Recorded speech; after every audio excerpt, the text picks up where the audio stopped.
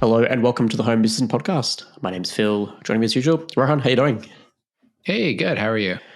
Very good, thank you. We're continuing on our little creators series at the moment. Today, we're joined by a digital creator and a DIY smart home enthusiast, according to our ChatGPT. Started out, I think, off some TikTok under the Automated House brand. He's got approximately 58,500 followers and over 892,000 likes across his videos. He's also active on Instagram under Automated House as well, with almost 10,000 followers on there. Jimmy, welcome to the podcast. Thank you so much for coming on. You've sort of gone the opposite way to everyone from usually starting out on YouTube and then going to the other platforms. So yeah, thanks guys for having me on. It's been a little bit of a somewhat accidental journey becoming a digital creator, and it's still more of a part-time thing than a full-time thing. But yeah, it's been a fun adventure, kind of getting into smart homes and then somehow stumbling into creating videos about it. So that's so cool. Special thanks to our sponsor, Home Assistant Cloud by Nabucasa. Easily access your local Home Assistant instance remotely for a small monthly fee that supports the Home Assistant, ESPHome, ZWave.js, and a whole bunch of other Open Home Foundation projects. All the configuration is done from the user interface, so there's no fiddling with router settings, SSL certificates, or any YAML. Yeah, no, I mean, thanks for joining us, Jimmy. I mean, I know we've chatted about this in person. We met at CES. We chatted about it and said, hey, it'd be great to have you on. And again, it's great that you're able to make it. I know it's kind of late for actually both of us right now, so I appreciate the time. Yeah, it's been good. Thanks for having me on. It's my sleep schedule's all over the place anyway, so I'm always up till late doing something, so it works for me. And Phil's over there. And what time is it over there, Phil? Pretty early? Middle of the day, surprisingly. Usually I'm the one that gets the late shift, and Rohan gets the early shift. So there we go. Today. That's it. So, I mean, let's just jump right into it, Jimmy. How did you get into it? So you mentioned it's kind of accidental as you were, that you became a creator and kind of started doing this kind of thing with Automated House. How did you get there, and how are you here today? Like based on all that stuff. Yeah. So I think like a lot of folks during the COVID pandemic and lockdowns, that's kind of when TikTok started really taking off, and we're all kind of stuck at home, bored. And I was like, well, let me hop on here and see what's going on with this whole TikTok thing. And I got on there, and it was funny videos and stuff. And I was like, well, I have all sorts of time on my hands being stuck at home. My interest is smart home stuff. I can't dance or sing or tell funny jokes on TikTok. So I was like, I might as well make smart home videos. So, at the time, I was running Smart Things actually. And so I started just kind of posting random, automations and smart home things around the house.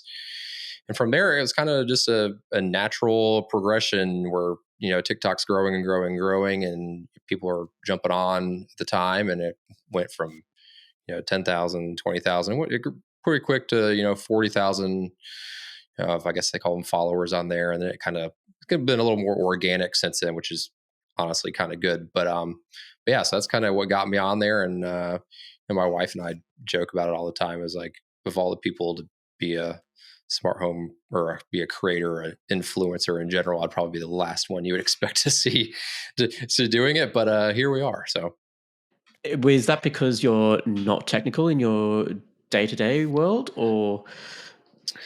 I think it is because I am technical in our day-to-day world, not really a artsy type of person that makes videos. And so all that that side of it was very new to me. Editing video, messing with audio, things like that's something I'd never done before.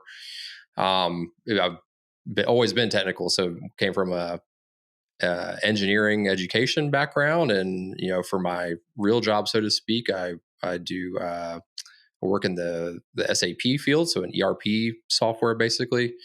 And so I've always been a very technical person, and so switching over to be an influencer was more on the media side was totally new, and that took a a pretty big learning curve. But honestly, it's been good to kind of branch out a little bit and learn how editing works and things like that. But I haven't strayed too far from my roots. I still film everything on my iPhone and edit everything in CapCut. So true to my TikTok roots. Nice. Yeah, because you're Yeah. starting to venture out away from, well, not away, but expand. I'm guessing. I've seen some YouTube stuff now, not Yeah, in a exactly. little what is it? No, 9 by 16. You've gone horizontal now. Yeah, I've started filming horizontal, making the jump. Yeah, it's kind of been it was one of those things, last year when, here I'm in the US. So they were talking that whole TikTok ban thing, came up last year here in the States. And, it kind of, as TikTok's evolved over time, it's become, of course, they're pushing TikTok Shop real hard, which, smart home wise, there's actually some good companies on TikTok Shop. You got, Govee and Tapo and Sonoff, and some of these other companies do have TikTok shops, which has been nice. But just even as a TikTok user, it's just gotten more annoying, to be honest with you, to go on there and scroll, and you're constantly getting, TikTok shop videos, them pushing products. Like they won't even open it yet. They'll just have like in the box, like, this is this Govee light strip and it's awesome, yada, yada, yada. It's like still sitting there in the box. And you're like, well, this is pointless. Like, I've gotten nothing out of this video. You're clearly just trying to make your 10% commission on it or whatever. And so it kind of coincided where I was getting more annoyed as a TikTok user, and the ban coming up. I was like, okay, I need to branch out. And so I was, kind of just like, well, this is the time to kind of jump to the long form side and kind of reestablish my YouTube channel and things like that. So yeah, that was a little of a natural transition. I'm still learning. Yeah, I call it more of medium form videos, since I don't think any of my videos have been longer than like 10 minutes at this point, but they are definitely longer than the 3-minute cap that you typically see with vertical videos. So yeah, that's also been a learning experience. So it's been good. Coming from someone that's had to be, in that rigid 3-minute time period, do you find that gives you more freedom now to be more expressive in those extra minutes you can use? For sure, and especially with smart home topics, especially where you can really get into the weeds fast. It's been nice because that 3-minute cap, you really can only hit the highlights of devices, and especially something complicated like a robot vacuum or something, where you got, especially the high end ones that I frequently get sent. There's so many features. It's like always a struggle to fit it into like a 3-minute video.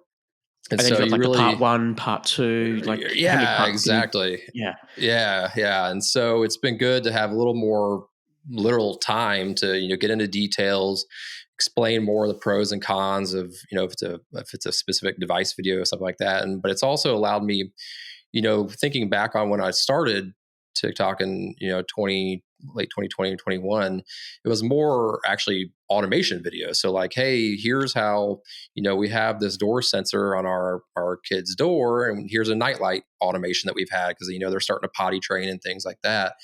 And that's really what started my videos on TikTok, was like cool little automations like that, nightlight stuff and things around, here's how our house automatically locks itself and all the lights turn off when we leave and stuff like that. And so it's been a little bit refreshing to kind of get back to my roots a little bit on having more time to say, okay, here's a device, but here's an automation I like to do with it. And so it's good to get back that direction. It's not just review or not just tutorial. It could be a little bit of both, right? Hey, exactly. Here's a vacuum cleaner, and here's how I integrated it in my home assistant or whatever, right? Yeah, exactly. You can do more like tutorial videos. So for example, recently I upgraded my home assistant yellow from the CM4 module to the CM5, and I was like, you know what, this is something, if it was on strictly TikTok, I wouldn't even bother videoing because it's too technical. People are just going to scroll past it, things like that. But now, I'm on the YouTube side. That's something that YouTube people might be interested in. So I filmed the whole thing, and it came out to like a 30-minute ridiculously long video, but I think it kind of fits the audience a little better on YouTube, where it's more technical, it's longer, people can pause it, come back to it, and things like that. So it's been good to kind of get into that space a little more. Yeah. And YouTube's kind of cool too, because you can still do the shorts on YouTube and then you can do both, right? So it's just kind of nice, medium long kind of form factor. Yep, for sure. Videos. So it's actually been nice because it's, it feels like a lot of the time it takes just as long to edit a 10-minute video as it does a 3-minute video. But then I can also get shorts out of long videos to kind of, YouTube's pushing that platform a little more. So it's been good to get a little more bang for your buck when you're editing a video. Yeah. Yeah. And they're extending the times on those and all that stuff too. Yep. So everything's 3 minutes now. Thankfully. Yeah. I completely hear you there. Yeah. It's otherwise you get the like CES blitzes, right? Where it's like, hey, guy just doing this thing, blah blah blah. Okay, that's cool. All right, next, yeah, right. Yep. Exactly. Yep. And you guys know how that goes. Your first CES trip, stopping, hitting all those booths, and the week. I guess you guys were there. I think I was there 5 days, but yeah. It was cool. We for the first time did our own like shorts, right? Because usually it's what you described, right? We'll take this video here and we'll cut it up into pieces that we think are interesting or whatever, and that kind of goes into shorts. But we actually got to do some straight up shorts like recordings, right? Where we just took my phone and said, okay, let's go, right? And yeah. I think that was kind of neat too. It was a different experience for us, but it's funny, like for yourself and folks like Brett from Brett Tech is just this is what you guys normally do, right? So it's it was different for us. Yep. And we're not exactly experts on it either. I mean, that was my second CES, and I definitely did things a little different the second year there, trying to get things pumped out the day of instead of waiting to get home and edit and not getting around to it till like months later. So it's been a little bit of a learning curve, but good. I'm glad you said months later, because I think we've just like last week that more. Oh yeah, it's videos, right? A months long process of getting those videos edited all from CES. So yeah, totally hear that. So I guess like what made you were you already using like smart home technology before you decided to turn the camera on and start talking about it? I was. So going back to the beginning on my smart home journey, it's probably somewhat similar to a lot of people have done. So for me, we bought a new build home back in 2015 from a big home builder here in the States called Lennar. And one of their things at the time, well, they actually didn't even advertise it. I was doing like the final walkthrough on the house, and they're like, "Oh yeah, by the way, this thermostat here is smart or something connected to the internet, and so is this door lock." And I was like, we were literally like moving into the house like the next week. I was like, "Oh, that's good to know." And so I went home and started Googling, and what is Z-Wave, and what is this Train thermostat, and what is this Schlage lock? And so we move in, get settled, and they didn't even send a hub with the house. It was a Z-Wave thermostat, a Train Z-Wave thermostat, and a Schlage Z-Wave lock with no Z-Wave controller that came with the house. And I was like, well, what am I supposed to do now? Yeah. So I went to the sales office and I was like, hey, was I supposed to get like a smart home bridge or hub or something with the house? And they're like, oh yeah, I think I got one of those laying around back here. So they gave it to me, and then it used an app called Nexia, which I had never heard of. Well, I guess I'd never really heard of anything smart home at the time. And so I downloaded that, and it was very, very basic. It was basically, hey, you can control this stuff from your phone, and you can set basic automations like, at this time of the day, lock the lock, or this time unlock it, or, set a schedule for the thermostat, things like that.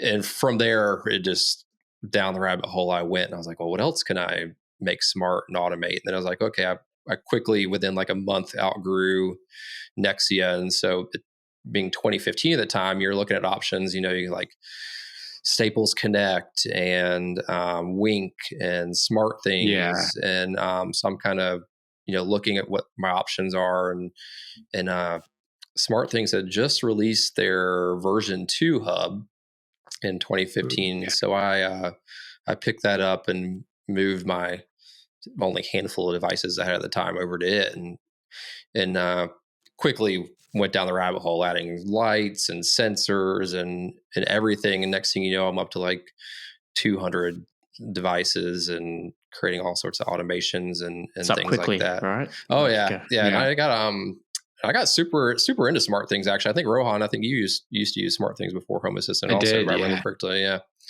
And Yeah. it was a super active community. Probably not quite as active as Home Assistants, but it yeah. So I got really involved in the community there. And at one time, I even ran a Twitter account called Smart Things Beat that just posted like news and updates that Smart Things was Cool. pushing to their platform and things like that. And yeah, it was kind of one of those things where, I think it's natural for a lot of people that get into this space as a hobby, especially, is you start basic and then you get more advanced, and then you're like, okay, well, I'm kind of outgrowing the current platform I'm on. What's more advanced than this, and I'd always heard of Home Assistant, and but I was always like, I don't want to code. I'm not a coder. Like I'm technical, but I'm not a coder, right?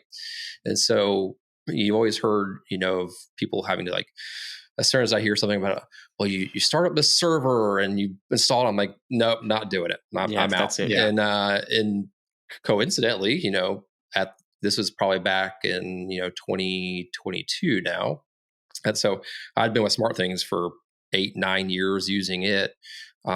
Still running the V2 hub. I think I did get the V3 at one point, but it was actually a worse hub than the V2. But that's another story. But and we had moved from Colorado to Georgia, and our house was kind of a little bit of a mess still from resetting things up here. And I was like, oh, Home Assistant has this Home Assistant Yellow that's come out. It looks kind of up my alley, where it's more of a plug and play situation where you just plug it in and fire up the mobile app and install it. And because that was really spoke to me, because I, besides my like work laptop, I never even got on a laptop much at all, or a desktop. I just mainly, if I wasn't working on my work laptop, I was on my phone. Like our old Windows 10 computer kind of just collected dust, unless we needed to like do taxes at the end of the year or something. But so being able to plug and play and do everything from your mobile phone really spoke to me. So I went out and picked up Home Assistant Yellow and kind of went from there. And eventually, over it probably took me a good 6 months of getting Home Assistant set up, and first integrated Smart Things to Home Assistant so I could see, compare the two to see what was possible, and of course work out all the quirks with Home Assistant. Like, what the hell is an entity? Like that's a terminology that no other smart home platform uses. To figure that out. And like, okay, automations make sense, scenes make sense. Well, what is a blueprint? Like, that's something no other platform uses. So kind of learning all these things that probably your typical Home Assistant user does over like a 6 months period. I eventually moved everything over, and it's kind of been downhill from there in Home Assistant. And I still would consider myself, I like to say I use Home Assistant on easy mode, because I avoid any kind of YAML I'm not doing. That's a lie. I do have to do it sometimes. I've gotten into it more as I do more advanced things, kind of went back to that kind of natural progression. But I'd like to say I use Home Assistant on easy mode, so to speak. So that's cool. So you're fully rid of Smart Things. You're fully rid of all that other stuff. Just Home Assistant today. I still have a Smart Things station plugged in just for testing purposes. I mean, being a content creator, my channel is not specific to Home Assistant, so I still like to keep up to date on, Apple Home, Smart Things. Not so much Google anymore, but yeah, I keep it updated on everything. I run Home Assistant as my platform of choice to run our house. So yeah. Interesting that you went the Home Assistant Yellow. I know, Rohan, you got the Yellow as well, because the Home Assistant Blue came out before the Yellow, and that seems like the entry level. And you just said you like to use it on easy mode. I looked at the Home Assistant Yellow and I was like, oh, this looks complicated. What I've got to get like this module here, or do I get the kit? Like, what made you go the Yellow over the blue, for example? Yeah, so I think at the time when they first came out with the yellow, I think the blue, they kind of retired. Both were, when I was looking, both were not available. And also at the time, I guess it's a little different now, Home Assistant Yellow was available as a plug and play solution. I think it's only available as a kit now, and I think the green is the only one that's plug and play. So for me, it was okay. It's plug and play, as I can just literally, it's already got Home Assistant installed, and it has Zigbee and Thread on board through their multi-protocol chip that they have on there. So there's no dongles I need to plug in if I go the Zigbee route.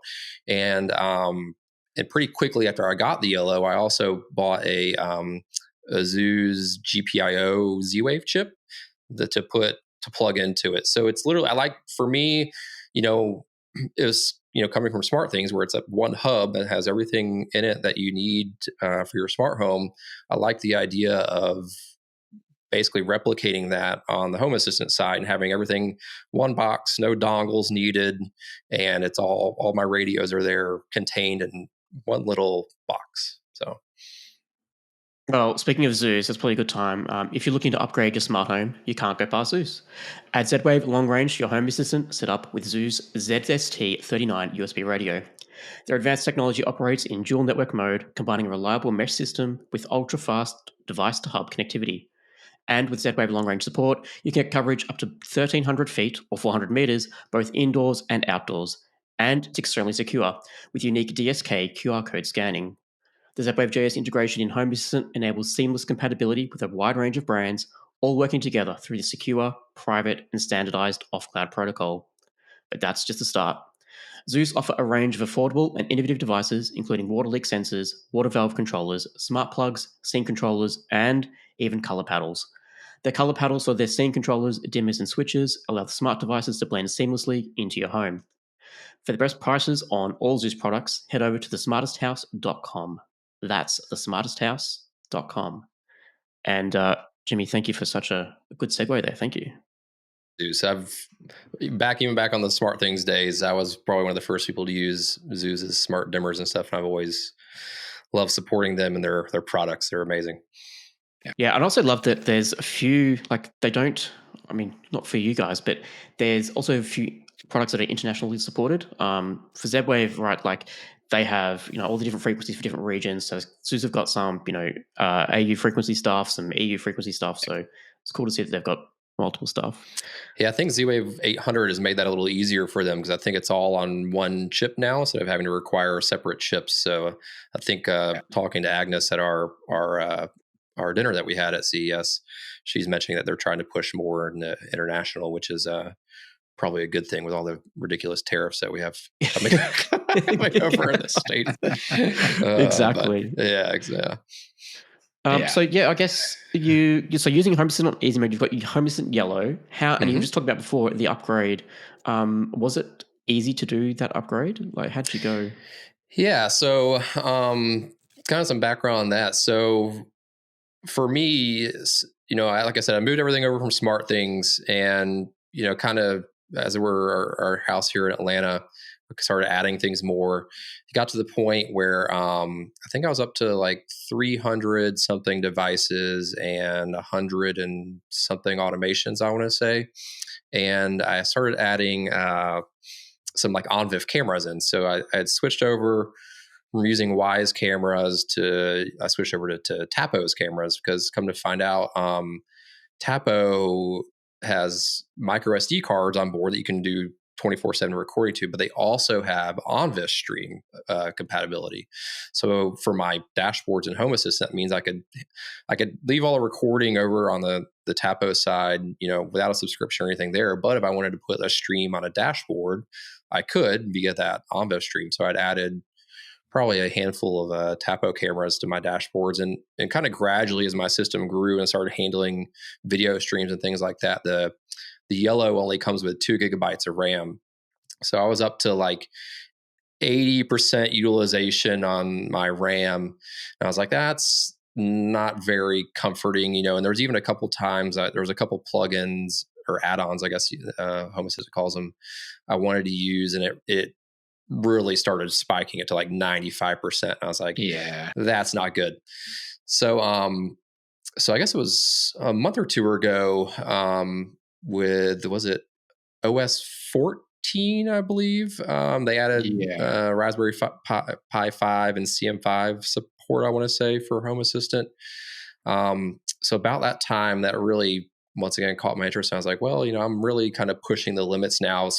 Not so much processor wise. My processor usage was like under 25%, most of the time. Yeah. But the RAM, since it's all one, unit with those CM4s, I had to, upgrade the whole thing. So I was like, well, now they support CM5, and as soon as those come in stock, I'll look at one, and I end up picking up a CM5 with 8 gigabytes of RAM. So yeah, four times the amount of RAM that the CM4 had, plus a better CPU to boot. So yeah.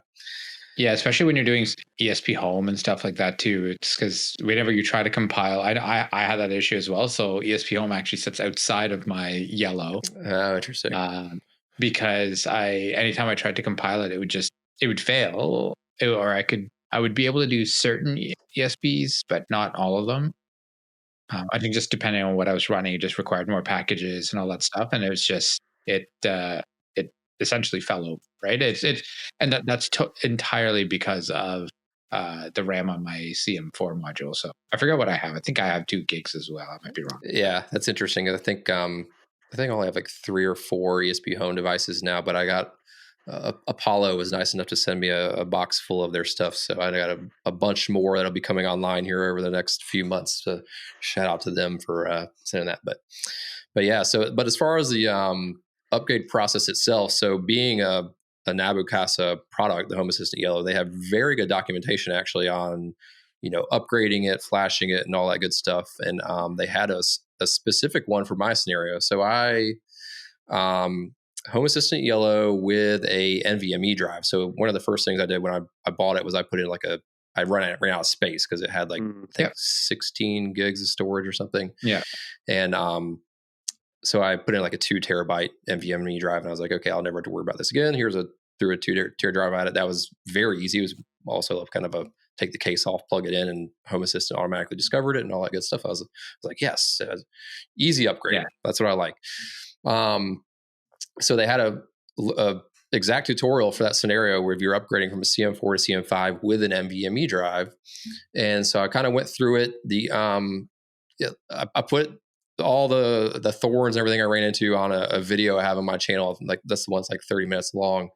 But so for me, it was super easy until I got to the point of, I don't know the technical weeds of it, but it's something around the CM5. You have to flash it with a special USB driver or something. And on a Mac, which is what I have now, you have to do it from terminal. And me being a strict no coding guy, I was like, oh shit, here we go. And that probably took me an extra hour to figure out of how to open terminal. And then I was like, okay, it's like, all right, download this repository from GitHub. And I was like, well, how the hell do I do that? So at first I just downloaded it to like my downloads folder. I was like, well, that's not working. So I was like, oh, let me install GitHub Desktop. So I went through that and installed GitHub Desktop. And then it was like, okay, I got to the next step where like the brew command was failing. I was like, well, what the hell's the brew command? Google. Oh, I need to install Homebrew also. Install Homebrew. So once I got through those hurdles, from that point, it was very easy. And I was able to physically swap the modules out. That was easy. I've built computers before, so that wasn't too big of a deal. Flash it once I figured out terminal and GitHub Desktop and Homebrew, got through that part of it. And then using the Raspberry Pi installer was very easy to install the operating system onto it. And the last snag I ran into was plugged everything back in, everything unbeknownst to me. Then once again, I'm not super in the weeds. I didn't have to restore it from a backup because I guess everything's stored on the NVMe drives. And since it never changed, I literally just plugged it back in. All my stuff was still there. I was like, that's amazing. I didn't even have to restore a backup or anything. I figured I'd have to restore a backup or something. But the one thing, after it booted back up, none of my Zigbee and Thread devices were working. So something was wrong with that Silicon Labs add-on for the multi-protocol driver, because I am using it in multi-protocol mode, which I think is still very beta. I don't even know if that's recommended anymore. I don't know, like, because Yeah. I have the Sky Connect or whatever it's called now. Yeah. Even then they were like, you can run it in both modes, but we don't recommend it. So I am very much using that, and luckily it was one of those things. It got to like 1 a.m. I thought this is a poor choice. I started this project at like 10:30 at night. First of all, mistake number one. So it got to like midnight. I think the actual upgrade process took from like 10:30 to probably about 11:45. So I figured an hour 15 minutes for a noob like me doing something like this, not too bad. But then I spent like a good 30 minutes troubleshooting stuff. I got past midnight, and I was probably a couple whiskeys deep or something, and I was like, okay, I'm gonna it's only Zigbee, everybody at the house is asleep, I'm gonna pick this back up in the morning. So get some rest. The next day I go in there, and I basically went into the Silicon Labs multi-protocol add-on, reset all the settings to default, rebooted it a couple times, then finally went downstairs and did the old unplug it and plug it back in, physically unplug power, plug it back in, and then it came back up. And I was like, well, if only I would have thought about the basic IT problem solving steps last night. But yeah, so we got there eventually with some basic problem solving. And yeah, now it's running great. I'm only using like less than 20% RAM, I think. And of course, the CPU usage is even lower now. So now I got a couple other projects I got coming down the pipeline I want to use now that I have more RAM and processing power. Do you find, like, can you actually see a noticeable difference, like in automations running around the house? Like if you walk into a room, lights come on a little bit faster, or? I've never really noticed a problem. I mean, it's one of those things that I don't know. Like, I don't know much about Raspberry Pi and stuff like that, but I don't know why you would need anything more unless you're like running AI on there or using it as an NVR or anything like that, doing some graphics processing. Like, it's probably the best, I think it was like $120 I bought the Yellow for, and then the CM5 upgrade, I think it was $100 for the CM5. And I was so I got like $200 into this thing basically. And it's been able to handle all the automations I've thrown at it. Now, granted, I'm not using it as like a frigate or frigate, however you pronounce that, like NVR. I'm not doing anything like that. I haven't got into the AI stuff yet. And I'm very much, using all my outside access through Nabacasa's subscription and stuff like that. But yeah, automation wise, I haven't noticed a difference because I've never noticed a problem to begin with, I'd say. So yeah, that makes sense. Are you doing anything? I mean, in that vein, are you doing anything with voice or anything like that? Like, are you running Whisper or any of those? Or I am not. I have a Home Assistant voice preview edition here. Yep. I've done kind of the basic testing with it. I think we were probably talking about it at the happy hour at CES, where I've done enough testing with it at the time where I was like, okay, this it reminds me of Amazon's voice assistant back in 2014, 2015 when it first came out, where you have to be very specific with your words on the device you want to control and things like that, and querying for statuses. But I mean, kind of talking about the voice side, it's obviously incredible what they're doing for being an open source project and things like that. And it's and even the time it's advanced over the past 6 months has been great. I still have to test it. Like I said, I'm using all the voice stuff I'm using through Nabacasa's subscription, so it is of course cloud dependent for things like that. I haven't messed with. I think Rohan, you mentioned Whisper. I don't think I've even heard of it. So yeah. It's just a protocol to use. I mean, but yeah, I feel like it's gotten better. It's gotten a lot better actually. They've done a lot more. I don't even know how to describe it, but essentially you can be a little less specific, right? That's good. And then there's also you can double it back onto like a Gemini or ChatGPT or something like that, where it can start answering more generic things, right? Like the Amazon Echoes. And we joke about kind of this those all. questions you would normally just Google or something.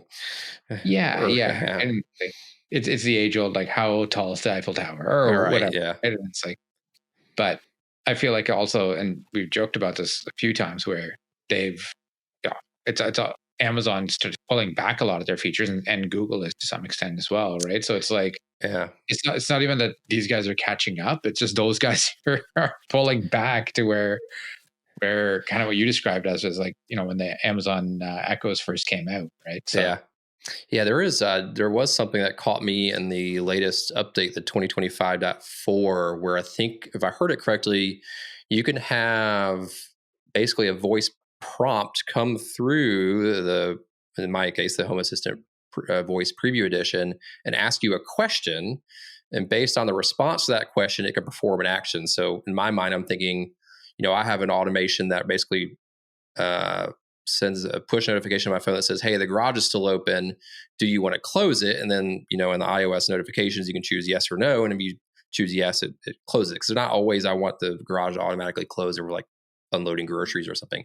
So to me, I'm like, that would be cool as like a voice thing where it could say, "Hey, your garage is still open. Do you want to close it?" And if I could use a voice response to that and say yes, then that's a very cool thing that you can't do with Amazon or Google's voice assistant. I believe you can do that now after last month's update, if I understand it correctly. So Actually, I know I've noticed that since I was been using it, when I'm issuing commands, it'll ask me, "Is there anything else I can help you with?" But I've also had, yeah. I've always had to initiate okay, the call, so I have to see if I can trigger that. My only concern with that would be with like the noise level in a room. Like maybe you'd need like a dB sensor in the room, because if you've got like a party or something going on, you don't want the voice assistant to activate and then ask a question that's not going to be answered correctly.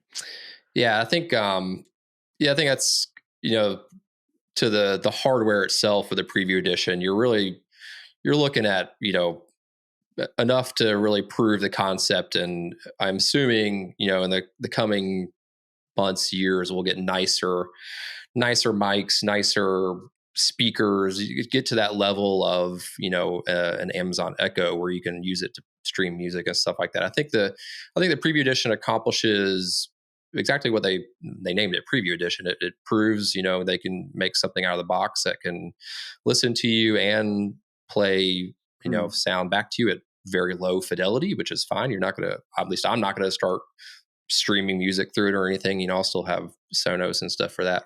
But it's a great platform to prove what Home Assistant is doing with and the direction they're going with their voice intentions. So yeah. Yeah, and beyond there too, it's also meant to be more inspirational too, right? To say, Yeah. "Hey, Jimmy, you're a hardware engineer. You know what? Here's a concept of what we were thinking. Why don't you take that and True, yeah. expand on it?" Right? It's fully open source. Whatever, you can get the plans, you can get the PCB designs and all that stuff Yeah. on GitHub, and take it, emulate, I don't know, 95% of it, and then improve on the other 5, right? Whatever that looks like. So Yeah, it'd be interesting to see if a company like Apollo or somebody else comes out with their own kind of version of it that has a a nicer speaker or mics and really pushes it. That'd be cool. yeah, there's been a couple of folks I know that have done that have built out their own versions of it, right? But I think they all, for the most part, use the same amp that's in there. So I think it's still restricted to whatever 4 watts or whatever it is. Yeah. Just let me know when it gets to a plug and play situation. Yeah. That's Gotta be easy when I'll mode, be right? interested. Exactly, easy mode. Yeah. So yeah, speaking of easy mode, did you try and experiment anything with like Node-RED or anything else to more a visual editor apart from the Home Assistant editor? I haven't. Back kind of when I was using Smart Things. Rohan, I don't know when you were using Smart Things if they had WebCore around when you were using it. They didn't. Yeah, there was a community written automation engine called WebCore that Smart Things had before they re-architected their platform. But it was actually very similar to Home Assistant's native automation builder. So kind of the transition there for me from that side of Smart Things to to Home Assistants was actually pretty easy. Other than the kind of terminology things with, well, what the hell is an entity, and how do I use it to trigger an automation? But it was very similar with the structure where you had triggers that would start the automation. You had conditions that you could filter, the automation on, and then all your actions. So that transition was natural to me. And I've seen Node-RED before, and you've seen like things like Homey's scripting engine, which kind of looks like Node-RED. But for me, I was kind of like, that's what Home Assistant provides out of the box is good enough for me, and that works. But that's still an area that I'm still learning a lot on. Like things I've just recently in the past like 2 months discovered, you can put trigger IDs on things and then use those down the actions to filter stuff. And I was like, oh, this is like a whole new world. Instead of having 3 different automations for button presses, I can now have one automation for all the buttons. And then I think a recent discovery is also, or learning, I guess, has been how to use those IDs and variables for your push notifications and things like that. So it's one of those things. It's, you're always learning on Home Assistant. And for me, it's definitely the beginning. And even though I've been using it for like 2 years now, but it's one of those things I'm constantly learning more how to do with their built-in automation engine. But I think thinking about it in like an easy to use concept, one thing I would like to see, if I could put in a request to Paulus and the crew is, they did work, I think it was like the middle of last year on the action side to get away from, or kind of make it easier where instead of device or entity, you have like, well, what type of device is it? Like the action to a light or to a lock, you could pick the device type. I'm sure there's a terminology for it, and they haven't quite done that on the trigger side yet for automations. It's still very much pick your device or pick your entity yet. I would like to see, if I'm a normal person coming to Home Assistant, I would say, okay, I want this light to turn on when I open a door. Okay, I want my trigger to be a door. And then I go to add it. I'm like, well, where do I find my door? Is that a device? Is that an entity? Or what is that? I would like to see kind of that similar structure added to the trigger side that they have on the action side. But I think they might be working on that. I think he might have mentioned that at the happy hour. But yeah, that probably is a good lead into my next question I had for you is, as someone that uses Home Assistant on easy mode, do you have any other requests? Oh, I got a whole list. Vet them, put them out to the universe. Yeah. So, and here's the thing. So I'm going to preface this. I've talked to Paulus in person the past 2 years at CES, and you can listen to him on y'all's podcast, various other podcasts and stuff that he's been on. He's got to be the most grounded smart home platform leader than all of them. He knows that Home Assistant is hard to start with in most cases, and he knows the steps that I would agree with most of the steps that he has coming down the pipe for making it easier for an Amazon or a Google user to go straight from their platform to Home Assistant. So I think a lot of these will be addressed eventually, and he's very realistic on knowing these. And so actually the latest update solved one of my biggest complaints, which is the default dashboard. It's the default overview dashboard is absolutely terrible.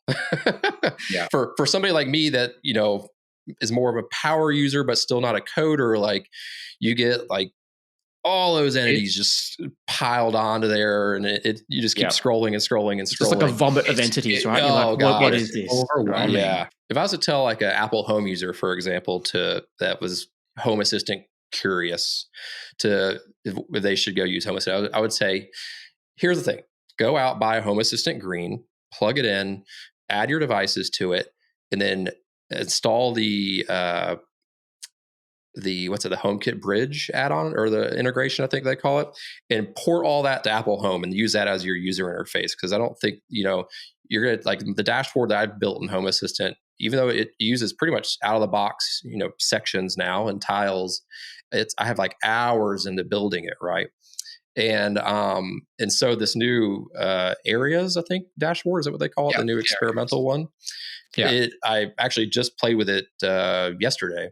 Oh man, it's excellent. It's like 90% of what I basically built for my own dashboard. So that's right out of the gate has solved, I think, one of my biggest complaints is the default dashboard. Yeah, So, and it hides a lot of the crap that you don't care exactly. about. It's like, yeah, and it's agile too. Or so as you move stuff around or add new devices, it automatically adds them in. I was like, yes, this is perfect. But you still have the flexibility to go in there and like hide stuff you don't care about, or if there's like me, like I have rooms called, I think I have like a not used room that I just put stuff into that I don't use, so I can hide that room and I can reorder the rooms at the top, and hide certain entity tiles that I'm not using. I think it's for an experimental dashboard. I think it's amazing what they've done to make that dashboard process a lot easier. And I would assume the direction they're heading with that is that once they refine it a little more, it's going to be the default dashboard, right? I think that's similar to what happened with Lovelace, or when it was originally came out, Lovelace was experimental, right? And then Lovelace got renamed to dashboards, and then now it's just interesting. a dashboard, right? Yeah, it's good to know that. Yeah, the original dashboard. If you thought like what we have today is hard mode, it's the original system was pretty rigid. Yeah, you'd have to put things in groups. Like to create a dashboard, you'd have to put all your stuff you wanted into groups, and then put the group on the dashboard in a certain area. Oh gosh, yeah. I'm glad I missed that era. So yeah. But yeah, so that was probably one of my top 3 things. I think the next thing going beyond that is I don't know if you want to call it like services or something, but thinking about other platforms like Apple Home, Smart Things is, there's no good way to like monitor your devices right now in Home Assistant. Like if I had a sensor go offline right now, I would never know it unless I've purposely gone in and built a card or something that shows all my unknown or offline entities and things like that. And so like having a service where I could say, that prompts me that, hey, your front door lock is offline, so you might want to go swap the batteries out on it and something. Having a service like that I think would be good. And same with stuff like that monitors like your batteries. Like for example, like most these mature platforms have low battery reminders, so you get like below a certain threshold, it'll say, hey, you might want to address this battery before you get locked out of your house or something. But I don't know what you would call it, like a service or a blueprint or whatever, but things like that I think would be a good easy thing. So I've got a solution, but I want to know if this ties in with your easy mode philosophy. Yeah. Have you installed the Home Assistant Community Store add-on? I have. So yeah, but I that was probably one of the first things after, because I think what was I wanting to do? Oh, I was wanting to set up an alarm system, and I was like, "There's no default alarm. Like that's interesting." So like quick Google. I was like, "Oh, you go to install hacks, install Alarmo, and off to the races." Like, okay, yes, this is what I would expect out of the box, honestly, for kind of a service to have. So yeah, sure. I have hacks. It's a great tool. For me, it's right up my alley where I don't, at the most, I have to maybe install a custom GitHub, site or whatever to get it to pull in. But I'm not beyond copying and pasting. I don't like to code, but I can copy and paste. So I'll do that. And get several, I have several integrations now through hacks. So because there's a Battery Plus, I think it's called, hacks component, which can go in. It also tells you what type of battery you need for all your devices. Okay. So, and it uses the device ID, right? So it'll know like, okay, this camera uses 4 AA batteries, right? So you're going to need, and it'll tell you if a device has it reported in as well. It can automations you can copy and paste from their wiki to have a raise a notification somewhere. And another one, cool. Frenck has created Spook. I did install that one. I was going to say, get that one. That one's been good. Yeah. I think one of the creators had like a top 10, top 5 like hacks, add-ins or add-ons, wherever they call them through hacks. And that was on there. And I was like, oh, that's interesting. So I installed it. And yeah, many times that's saved me from, especially in, probably all three of our houses where we're constantly tinkering with stuff. And I delete a device or an entity, and then all of a sudden pops up 20 notifications of, hey, this automation is missing this entity now. I was like, oh shit, I forgot about that one.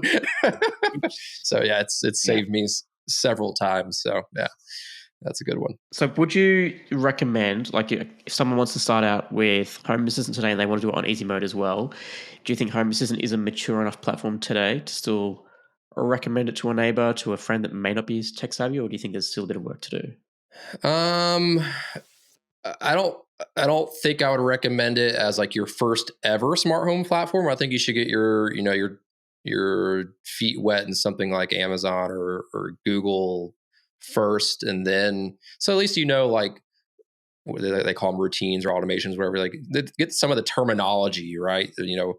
How to add a device, how to make a basic routine or an automation to turn the lights on at sunset or something, and then from there say, okay, now that you've got some experience, I think we're like 90% of the way there. And once these dashboard, the new areas dashboard gets, officially released, I hate recommending stuff that's experimental still, but I think we'll be there, 90% of the way until, you get to the point of, these offline devices and things like that. And it gets a little tricky, but yeah, basically, but if I were to recommend you a Amazon or a Google user that's looking to, get into more device compatibility and automation power, I would say, go buy Home Assistant Green, go buy the ZBT1 stick, also buy a Zooz Z-Wave stick, plug those in the back, fire it up, and and go poke around at it, and I think they'll get there eventually until they get to the point of, oh, my device is offline, or oh, I need an alarm, and then it's like, okay, you have to go here and do some copying and pasting. But I think that'll do the majority of what a plug and play user is looking for. So now let me ask you kind of the other way, is if you were to say, hey, what would be your initial system that you would do? So I know you mentioned could be Google Home, could be Amazon Echo, could be Apple Home, whatever. What would you say? Like, again, let's say I'm somebody who's never done any home automation. Which single one would you pick? I think if you're an Apple user, I think Apple Home is great. I think in everybody's favorite word, I think Matter has really helped Apple Home from a device compatibility standpoint. So, if you think about before Matter, your Apple Home kind of had a device availability problem. You were spending, $40-$50 for a door sensor, like an Eve door sensor or something that only worked with Apple Home. And now you can go and you can get any number of affordable door sensors through a bridge imported into it. So I would say, if you're an Apple user, go Apple Home. I would probably give a new person kind of caution on, follow standards, like it's something that's Matter or something that's Zigbee or something that's probably not Z-Wave, since I don't think there's anything Z-Wave bridges that work with Apple Home. But get something that uses a standard. That way, once you outgrow any of those platforms, you can now just move it over to Home Assistant pretty easily without having to worry about it. I think that's the big thing now is,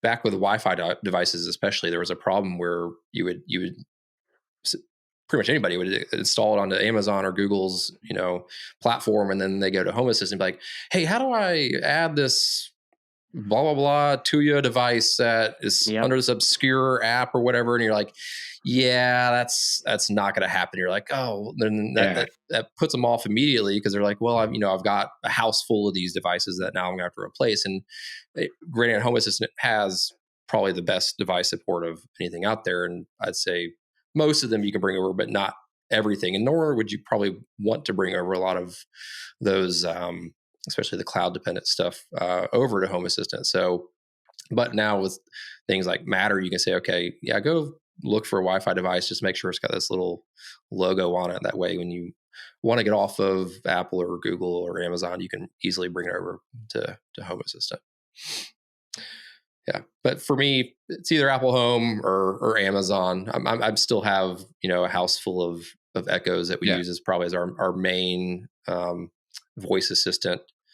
I'm not even going to try to use Siri as a voice assistant. It'd probably be Amazon's. Yeah. So, is there any reason why? Like, I've never used Siri as a voice assistant for the home, like as an Android user. So, what's holding Siri back, do you think? I think Home Assistant's voice device control is just as accurate as Siri's, and Siri's been working on it for about a decade now. yeah. It'll do some really odd stuff. You'll ask it to turn on a specific device, and it ends up like turning on a whole room or something, and it's oh wow, it's kind of a mess. Or she'll just totally, and it's not even smart home specific, really. It's in general just asking her questions. You can get some really wonky responses, but yeah. All right, favorite automation that you've got in your house? What do you think? Oh yeah, I got a couple of fun ones. So I think a kind of a somewhat unique one is we got a new puppy about 2 years ago at this point, about a year and a half ago, and we were bell training him. So we're basically, you train them to ring a bell. That way, when they need to go out to the bathroom and go outside. So it's kind of part of potty training. And for us, it was kind of like, well, if he rings the bell and I'm like upstairs in another room, how am I going to know? And I was like, oh, wait a minute. So I bought a Zeus vibration sensor and double side taped it to the bell. And so now I have an automation that whenever he rings it, it notifies our phones, does an announcement through all of our speakers in the house that says, Banks needs to go potty, and to go down and let him out. Granted, now that he's a little older, he kind of abuses that now because he kind of rings it whenever he wants to go outside, no matter what, even if he doesn't have to use the bathroom. But that's always a pretty unique automation, I feel like. So next step, automate the door to open for them? Yeah, we'll see about that. It's our front door, so I don't know if I want to risk automating that. Yeah, that's fair.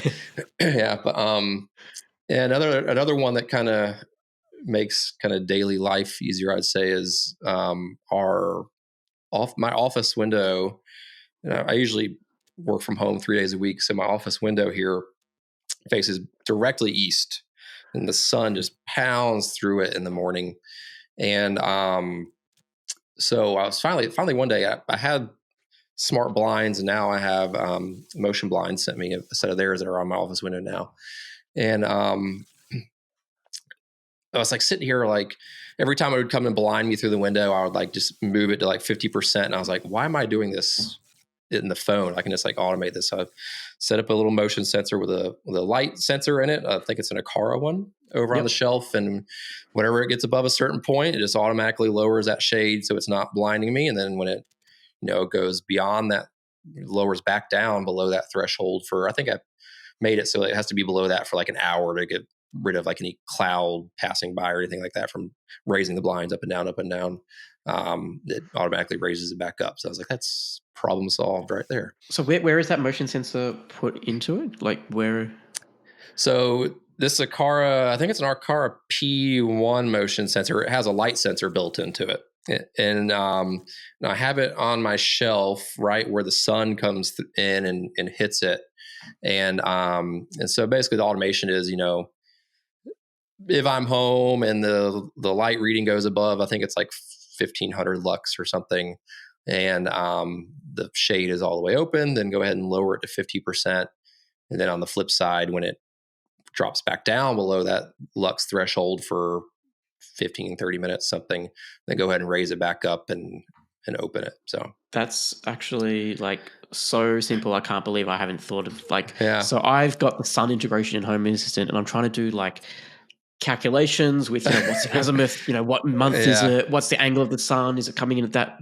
Just put a light sensor in a room that's dedicated to this task. That makes total sense. I went down, I think so these motion blind ones, they have a thing through the Eve app, because they work through that on the iPhone, where you can set it to actually kind of do that on its own based on time of day and what direction the window is facing. But the problem is it doesn't take into account the actual brightness outside. Yes. So if it's like a cloudy day, it'll still lower it down and sit there and like, well, I don't need it today. It's cloudy out. I want us to be able to see what's going on outside. And so, the light sensor was a kind of a easy way to take into account different varying weather and things like that. So. Yeah, I don't know about for you, but like also the months of the year, like autumn, like in spring, those shoulder seasons, like it can any other time it's fine, but it's when it's those time, it's just that right angle that gets into my living room and it bakes it. Right? Exactly. Yeah. Yeah. Any automation disasters that you've had, like apart from upgrading the CM5 at 1 a.m.? Should I go get my wife and bring her down? She would love to tell you guys about them. We need to get all these podcast hosts together and host a spouse episode. That would be a utter disaster for us, but it'd probably be the most listened to episode. 100%. Yeah. So when I first started automating our garage door, this was probably 2016-ish. I was still on Smart Things at the time, but the same thing could happen with Home Assistant, I think. I'd automated it so that, based on geolocation, when both of us left the house, it would automatically close the garage, right? Oh, easy, foolproof. And of course, things always go wrong when you're not there. And in this case, me not being there, I was on a work trip to Germany at the time. So I'm in Germany, and the Smart Things app had a period of time where geolocation did not work very well. And so I'm in Germany. She is home trying to leave, but Smart Things thinks that her phone is gone. So every time she opens the garage, it just automatically closes it right back. Wow. And so she's sitting there pressing the button on the opener to open it, and it just closes right back on her. She can't get out of the garage because of my automation. And so she woke me up. I can't get out of the damn garage. What's happening? And I was like, oh God. And so I quickly learned to add some more conditions. Like I think I ended up putting like 2 or 3 motion sensors in the garage to kind of cover different angles of when you were behind the car and stuff. So I was like, okay, only do this when there's no motion in the garage. That way, if somebody's in there, A, you don't close the door on them, and B, it keeps a little more fail safe to the automation. So yeah, that was a fun one. And of course, I think we've had endless loop automations where you get like voice announcements that just keep repeating and repeating and repeating and repeating and repeating. I had one of those for what was it? It was an alert for, actually, it might have been for the garage still being open. I think it was an alert where I had the garage was open for 30 minutes. And it was like, it would just continuously run like once a minute. Garage is still open. Garage is still open. Garage. I was like, okay, yeah, we're gonna have to figure out how to do that. And I think I changed the mode. I think the automation mode. I think in Home Assistant, I think is what they call it. So it would. I think you can add it as a single mode, and then you can put a delay, like just to put it so it's only running once, and then the automation will keep running essentially, and then you can delay it for 12 hours. As long as you don't restart Home Assistant in that 12 hours, you should be okay. Yeah, I have a few like that have like a long delay basically to prevent it from running over again and again. So that was the easy mode. Before they had modes like that, it was I had to use templates as a condition. Like when was this automation last triggered? Then prevent, okay, don't run this automation again. Mm-hmm. I will say one thing I kind of inherited from the Smart Things learning was Smart Things had this concept called home mode. And basically it was, the defaults were like home, away, and night, I think. And you could add basically custom ones. And so that's one thing I actually brought over to Home Assistant. I created like a helper device that, it's a, whatever you call it, drop down device. So it has basically input select. Yeah, that one. Yeah. Home, away, night, and dumb mode, basically, where if it's set to dumb mode, all my automations had that as a condition to not run if the house is set in dumb mode. But for me, it kind of eliminated the pain of having to think about, beyond this time of day, maybe I don't want the lights to come on at 100%. Maybe I want them to come on at like 20% because maybe I'm like getting up in the middle of the night to go to the bathroom or something. But for me, like really neither my wife or I's schedules are always really strict at times like that. And so having this condition of the home mode, makes it really easy that, whenever I actually do go to bed, I have an automation that sets that mode to night mode. So now, my night lighting automations turn lights on very dim instead of, bright. Or there's also conditions around like arming the alarm when it's in night mode or away mode and things like that. So I've always found that was one thing I learned from smart things that I brought over to Home Assistant, that it's really helped me kind of really using all of my automations has been helpful. So yeah, I never thought of doing like a dumb mode. I like that. Like it's just kill all automations, right? I have like guest mode and stuff where I filter based on, if there's a guest on, then don't turn off the lights when I say goodnight or whatever, right? Certain lights are. But I like that. Yeah, I do something similar, but I power it all through Alarmo, so because I don't have an alarm system, right? So my Alarmo panel is essentially the home mode, right? So if it's disarmed, then it's in the day, and then once it gets to like 9 p.m., armed night, and then the house knows it's nighttime and it goes into that. So then similarly, when we get home after 9 p.m. and the house goes straight to disarmed, just goes straight to armed night, it sort of goes in that sort of, okay, it's not nighttime, so it's not night mode, we've just got home mode sort of thing. But yeah, I do like the done mode as well. Yeah, and I've also considered other like room level modes as well. Like for example, like the classic, let's have a movie time in the living room. Like here's a movie mode, right? Too many automations to make, essentially. That's what keeps it fun, though. Yeah, that's right. Yeah. Cool. Well, Jimmy, thank you so much for taking the time to talk to us today. Where can people find you if they want to follow you? Where's the best way to hit you up? Yeah, so it's Automated House on basically all of the social media platforms: YouTube, Instagram, TikTok. Kind of just posting stream of conscious stuff. I'm on like Threads and Blue Sky now. I got off X a while ago, so you can find me on there too under the same handle. So awesome. Well, thank you so much. Appreciate it. Yeah, thanks guys for having me. It's been a good chat.